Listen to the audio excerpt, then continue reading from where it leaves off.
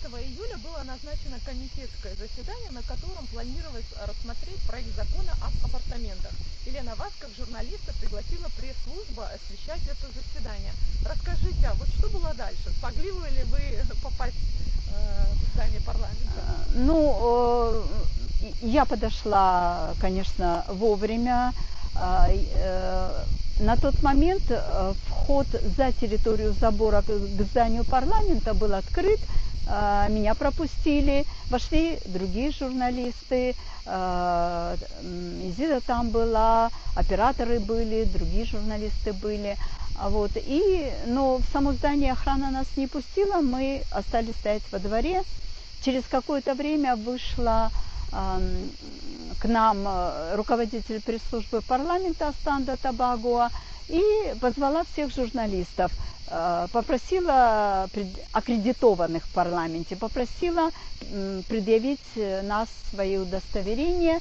Мы их предъявили, охрана их проверила, и нас пропустили внутрь парламента, но вот в этот предбанник между вертушкой и входными дверьми.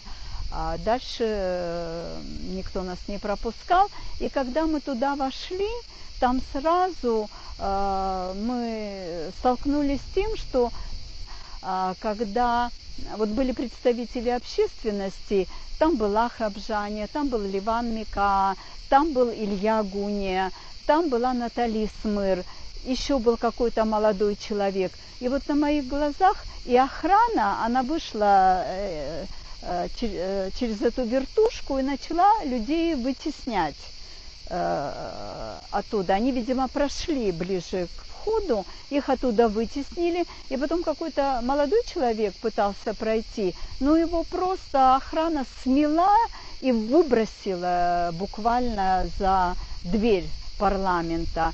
И потом возникла такая ситуация, вот эти силовые действия, они ужасное впечатление произвели на всех, кто там присутствовал. И Илья Гуния, Ахра Абжани, Ливан Мика, они как-то начали обращаться к силовикам и спрашивать у них, почему вы себя так ведете. Мы все экс-депутаты, мы имеем право присутствовать, мы представители общественности. А силовики им отвечали: покиньте территорию, вы не можете там присутствовать. И все это происходило с их стороны главным образом достаточно невежливо, грубо. И мы все начали это снимать. Изида начала это снимать, я начала это снимать. Вот. То есть вот эти споры, которые там происходили.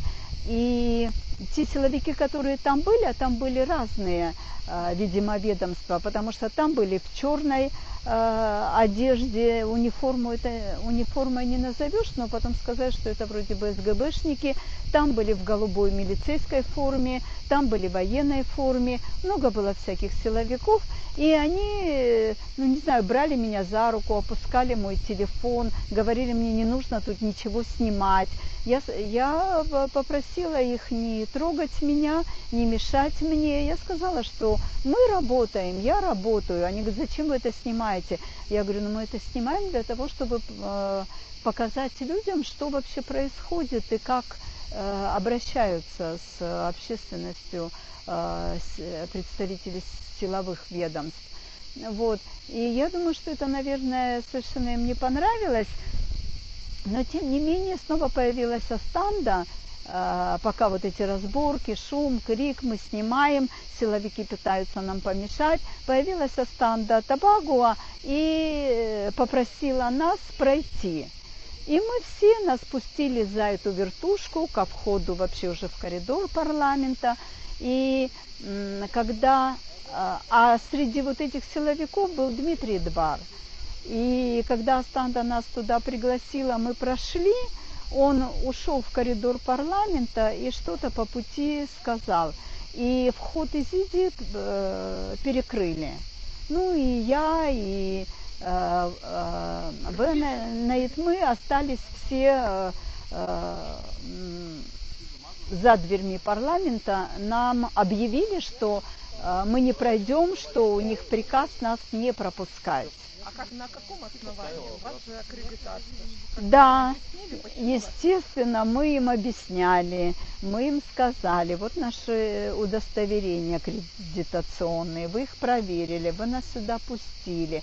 А на каком основании вы не пропускаете нас на заседание комитетское?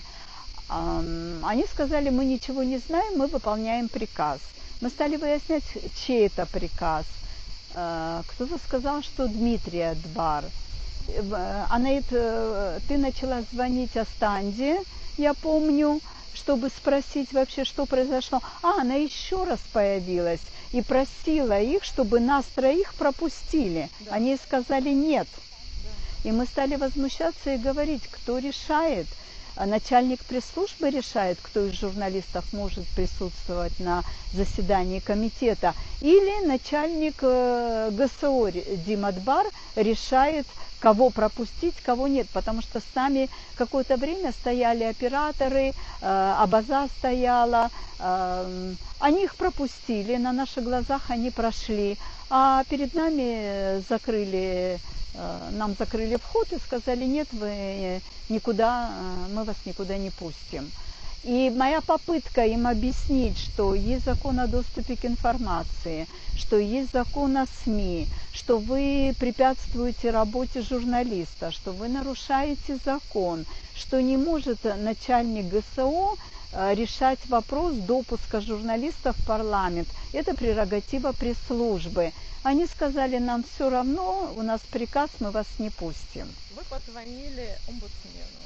Расскажите об этом. Когда сложилась такая ситуация, я позвонила юристу аппарата уполномоченной по правам человека и объяснила ему ситуацию, сказала, что вот такая история. Мы пришли, мы аккредитованы, и решение начальника ГСО и силовые представители силовых ведомств нас не допускают, не пропускают, несмотря на просьбу руководителя пресс-службы. И я их попросила как-то отреагировать, потому что, с моей точки зрения, все законы, которые есть у нас в стране, они нарушены. И наши права как журналистов нарушены, потому что никто нам не может запретить, мы аккредитованы в парламенте, пресс-служба нас приглашает, и силовики не могут решить этот вопрос, запретить нам работать. Юрист мне сказал, да, хорошо, мы постараемся разобраться. Вот. Ну а дальше сложилась такая ситуация, мы там стоим, заседание комитетское началось. Нам сказали, шансов у вас нет туда пройти. Но в этот день были похороны Виталия Шария, и мы стали просить выпустить нас, если вы нас не пропускаете. Мы сказали, что нам надо тогда выйти. И они нам сказали, что мы вас не выпустим, у нас приказ вас не выпускать. То есть это тоже нарушение ваших личных Ну, конечно, это было настолько странно. Я спросила, вы что, нас арестовали? Или на каком основании вы нас удерживаете в этом помещении? Мы свободные люди, вы нас сюда впустили. Мы ничего не совершили, ничего не нарушили. Почему вы нам препятствуете покинуть это помещение? Но они сказали, ничего не знаем, приказ вас не выпускать. То есть это было какое-то, знаете, вот такое вот ощущение, что какой-то беспредел. Вот какой-то человек им дал приказ, да, может быть, это был тоже, скорее всего, это был Димадбар, возможно, ему не понравилось то, что мы снимали, и он разозлился, и ему не понравилось, и он, значит, решил, что он может командовать парадом и распоряжаться нами вот по своему усмотрению.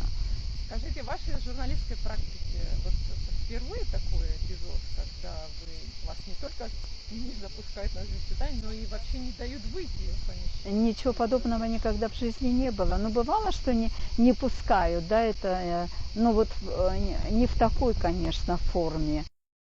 Я никогда не видела, чтобы силовые ведомства вели себя так разнузданно, как это было 17 июля. и по отношению к экс-депутатам, и по отношению к журналистам. Ну, это вообще было очень неприлично и некрасиво. Когда нас не выпустили, я снова позвонила юристу аппарата уполномоченной и объяснила ему, я говорю, вы знаете, мало того, что нас не пустили, нас теперь блокировали в этом крохотном помещении и не выпускают. Ну, он сказал, ну хорошо, я передам. Вот. Но вот что было очень странно, что из всех силовиков, кто там было много, 15-20 человек, кто-то заходил, кто-то уходил. Но было такое ощущение, что никому им не стыдно за то, что происходит, что никто из них не чувствует, что это какой-то беспредел, что они нарушают закон сами. Я понимаю, что они понятия не имеют о тех законах, которые у нас существуют, потому что если бы они знали, что работу журналистов охраняют какие-то законы, что есть ответственность за воспрепятствование деятельности журналиста, они бы, наверное, так себя не вели. Но они, видимо, всего этого не знали. Вот. И, значит, ну вот... Единственный молодой человек, который там оказался, который нам сочувствовал, и он как-то постарался нам помочь, и в конечном итоге он куда-то вышел, видимо, с кем-то поговорил, вернулся и сказал нам, пойдемте, я помогу вам выйти. И он нас вывел из этого здания. Это единственный был вот живой человек, которому было и стыдно за то, что происходит, и который помог эту ситуацию по-человечески разрешить. Вот. Анна Скишмаря, уполномоченная по правам человека, направила запрос, да, руководителю ГСО. Скажите, вот прошло уже несколько дней, есть ли какой-то ответ, звонили ли вам, сообщили? Я видела то, что ответила уполномоченная по правам человека. Они фактически воспроизвели факт моего обращения, и все. Никакую оценку они этому факту не дали, никакого результата ее разговора с начальником ГСО там не было. Только буквально вот 10 предложений, вот как я к ним обратилась, что я им сказала, и что они, да, и все. То есть меня это, конечно, не удовлетворило. Что касается ваших коллег, вообще журналистов, СМИ, общественности, как-то отреагировали на тот факт, что вот вас не запустили и потом не запускали? То есть вот была ли какая-то реакция? Нет, со стороны коллег не было никакой реакции. Они все спокойно прошли, и они все понимали, видели, что происходит, видели, как не пускают Изиду, как она пытается все-таки настоять на том, чтобы ее пропустили. Но с их стороны никакой реакции не было. Более того, никакой реакции не было и со стороны руководителя пресс-службы. Она не вышла, она не объяснила нам, почему нас не пускают, в чем причина и так далее. Еще вот я хотела бы дополнить по поводу уполномоченной по правам человека, что уже потом в конце дня, когда, я не помню, кажется, сам юрист мне позвонил или я ему позвонила, он мне посоветовал, когда я у него спросила, ну вот какой результат вообще вашего обращения, он мне сказал, вы знаете, вот ну ничего не получается, наверное, лучше всего будет, если вы обратитесь в суд. На что я ему сказала, ну да, вот, конечно, судиться со всеми пресс-службами, надо забыть о своей работе и заняться вот только этим.